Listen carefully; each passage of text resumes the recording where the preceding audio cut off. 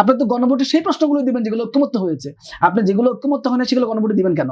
তারা একমত জুলাই সনদের প্রত্যেকটি বিষয় তারা বাস্তবায়ন করবেন, তো এখানে আবার আপত্তি কিংবা রাজনৈতিক বিরোধিতার বিষয়টি কেন আসছে? না, রাজনৈতিক দল হিসাবে সংস্কারের আলাপটা আমরা তো প্রথম বিএনপির কাছে শুনেছি।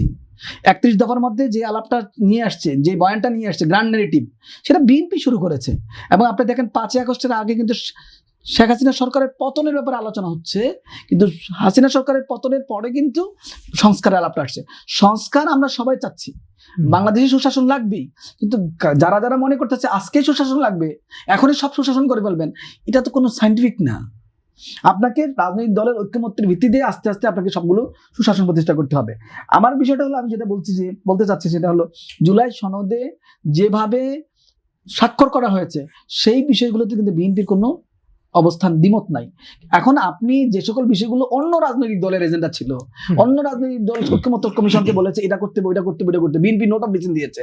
এখন গণভোটে ওই প্রশ্নগুলো, যেমন ২ মেয়াদে প্রধানমন্ত্রী, এটা গণভোটে নিয়ে আসছে ঐক্যমত্য কমিশন।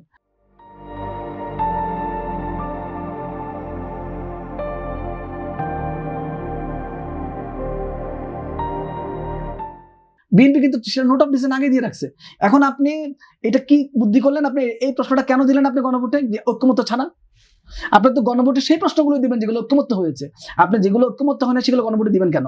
তাহলে আপনি রাজনৈতিক ঐক্যমত্য কমিশন নিয়ে তো কেউ কোনো কথা বলছে না, বলছে এটাই তো একটি দল আরেকটি দলকে দোষারোপের জায়গায় আসছে, এটাই তো ঐক্যমত্য কমিশন থেকে তো কেউ না। আলোচনাটা তো ওখানেই, এই আলোচনাটা করা দরকার ছিল ওখানে, যে কেন আমরা দ্বিমতের মধ্যে বসলাম। আমাদের জুলাই সনদ গেল কোথায়? জুলাই সনদে কি আমাদের কোনো দ্বিমত ছিল না। সমস্যা ছিল জুলাই সনদকে বাইপাস করেছে প্রথমত ঐক্যমত্য কমিশন গণভোটের প্রশ্ন তৈরির ক্ষেত্রে, অন্য কোনো না, কিন্তু ঐক্যমত্য কমিশন করেছে। এখন আলোচনা হতে পারতো যে ঐক্যমত্য কমিশন একটা দ্বিমত তৈরি করে গেছে, আমরা চলেন আবার আলাপ করি, সেটা হতে পারতো। কিন্তু এখন বিএনপিকে দোষারোপ করা বা অন্য কাউকে দোষারোপ করা, এটা তো আসলে জুলাই সনদের সাথে যায় না। এবং আপনি সংস্কারের যে ইস্যুগুলো আমাদের সামনে এসেছে, সংস্কার আমাদের করতেই হবে, সুশাসন আমাদের লাগবেই, কিন্তু সুশাসনটা আমরা কোন প্রক্রিয়া নিব? আপনাকে আরেকটা উদাহরণ দিই, সেটা হলো 2025 সালে টোটাল সময়ের মধ্যে আপনি 2024 সালে প্রতি 9 দিনে একটা করে অধ্যাদেশ জারি করেছে, 2025 সালে প্রতি 4 দিনে একটা করে অধ্যাদেশ আছে। এই সরকারের, গত সরকারের এমন কি ক্ষমতা হইলো, এই যে একটা আইন তৈরি করে, একটা অধ্যাদেশ জারি করে একটা আইন, সেই আইন প্রতি 4 দিনে একটা আইন বেরোচ্ছে। এত অধ্যাদেশ, এত আইন, এগুলো যাচাই বাচ্চা ছেড়ে দিতে হবে। এগুলো 10 বছর পরে, 20 বছর পরে এগুলো কোন প্রশ্ন আসে? প্রশ্ন মানে আইনগত প্রশ্ন বলছি না, এই ইম্প্যাক্ট যদি কোনো কারণে নেগেটিভ হয়, তাহলে বর্তমানে যারা ক্ষমতায় থাকবে, যারা বিরোধী দলে আছে, তাদের দায় হবে না? সুতরাং প্রত্যেকটা আইনি অধ্যাদেশই সঠিকভাবে বিচার বিবেচনা করে সংসদে পাশ করার প্রয়োজনীয়তা আছে। যেগুলো বাদ দেওয়া হয়েছে, বিএনপি বা অন্য যারা যেগুলো দ্বিমত পোষণ করেছে, অন্য রাজনৈতিক দলগুলো আছে, তাদের এগুলো নিয়ে আবার ভবিষ্যতে আলাপ আলোচনা যেতে পারে। বাংলাদেশকে একদিনে ফুল গণতান্ত্রিক জায়গায় নিয়ে যাওয়া, পূর্ণ আপনার সুশাসনের মধ্যে নিয়ে যাওয়ার যে ধারণাটা, এটা আমার কাছে মনে হচ্ছে সায়েন্টিফিক না। আমরা চাই, আমাদের করতে হবে, সংস্কার করতে হবে, এই ব্যাপারে আমাদের সবার জাতীয় ঐক্যমত্য আছে, কিন্তু প্রক্রিয়া নিয়ে আমাদের একটু দ্বিমত আছে।